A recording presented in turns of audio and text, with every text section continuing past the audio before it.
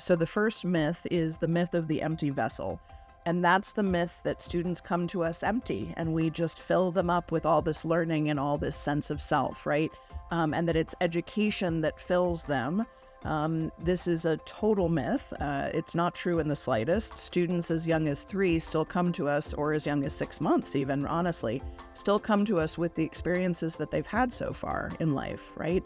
And so this idea that that students would be empty is absurd, and the ecosystem is a response to that, right? What the reality is that every child is filled with experiences and identity and all sorts of elements of who they are the moment that they walk into our classrooms. And so it behooves us to understand who they are rather than to pretend that they're empty and it's our job to fill them up.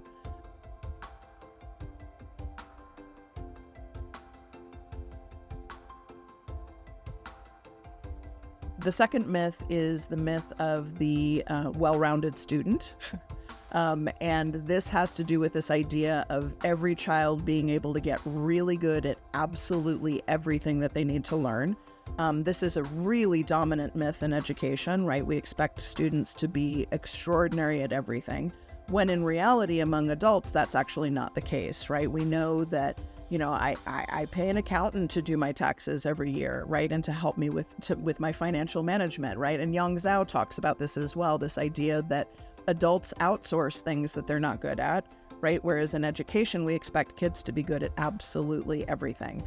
Now, there's a difference between a well-rounded student and a well-rounded education, right? So it is important, obviously, for kids to have access to a wide array of experiences in schools, to have enrichment opportunities, to have lots and lots of growth possibility, right? We obviously want to make sure that students have a well-rounded education, but to have that expectation that they would all be great at everything creates far more pressure than necessary and doesn't recognize the extraordinary gifts, for example, of the child who may not be great in the academic classroom, but who has extraordinary gifts in some other area, right? So very much the horizon is about, who are you? Who do you want to be, right? Where are you trying to go?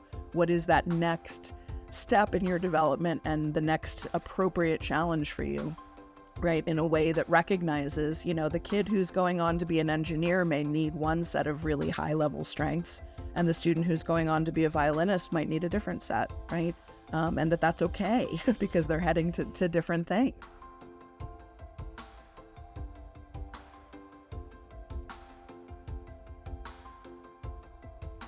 And then the third element of the pathway is connected to the myth of standardization, right? This belief that if we standardize everything, if we make sure everybody's learning exactly the same thing and is tested on exactly the same thing, that we'll be successful.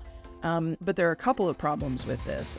Sir Ken Robinson points out, of course, that the standards that we're working with today are not suited to our times. So that by itself is a problem.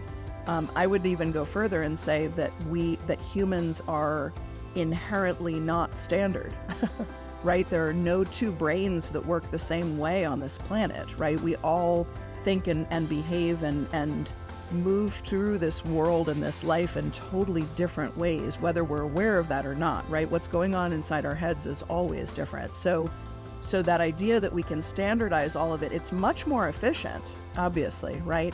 But recognizing that we are not standard, that kids are complex and messy and individual in their needs and their strengths, then the pathway allows us to recognize, okay, it could be that I'm in a traditional classroom, I have to meet this set of core standards by the end of the year for absolutely everyone, but what are the different ways that I could get kids there, right? That are going to be relevant for them, that are going to leverage their interests and their talents in ways that are less standard, that will allow us all to reach those goals.